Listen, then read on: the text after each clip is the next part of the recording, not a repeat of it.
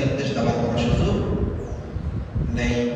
এই জন্য নামাজ কায়েম করার পাশাপাশি যাকাত প্রতিষ্ঠার নির্দেশনা দিতে হবে।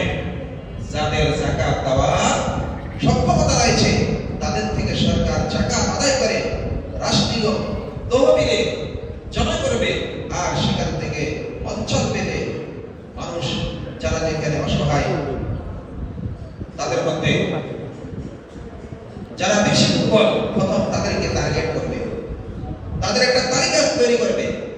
এই বছর সরকার যাকাত যা আদায় হবে সেখান থেকে বাংলাদেশের 10 লক্ষ লোককে যাকাত দিবে। আর এই 10 লক্ষ লোককে যদি যাকাত দেয়, আর সেই যাকাতটা আমরা যেভাবে দিই, ইসলাম কিন্তু সেইভাবে যাকাত দেওয়ার কথা বলে না। আমরা কিভাবে যাকাত দিই, আমাদের সমাজে কিভাবে যাকাত দেয়, ওই রাষ্ট্রীয় ব্যবস্থা না থাকার কারণে যার যার ইচ্ছা মতো যাকাত দেয়। সামাদার বললা, গামছা একটা, লুঙ্গি একটা, শাড়ি একটা, এরপরে সামান্য ফলটা একটা, এর দিনের খাবার, এটার নাম যাকাত। এটা তো আপনি প্রতিদিন আপনার প্রতিবেশীকে যে কোনো সময় দিতে পারেন। যাকাত দাতার দান তো এরকম হবে না। এই সমাজের বললেন তার কয় মাস যাবে, লুঙ্গি একটা কয়দিন পরবে, তার পেটে ভাত নাই, লুঙ্গি দিয়ে কি করবে, তার কর্মস্থল নাই, আজকে আপনি তাকে খাওয়াইলেন, কালকে সে আবার কোথায় যাবে?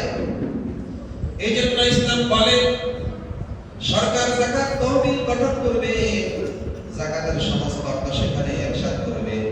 একসাথ করার পর দেশের যতটুকু যাকাত দিলে একটা লোকের অভাব দূর হয়ে যাবে, আগামী বছর আর যাকাত দেওয়া লাগবে না।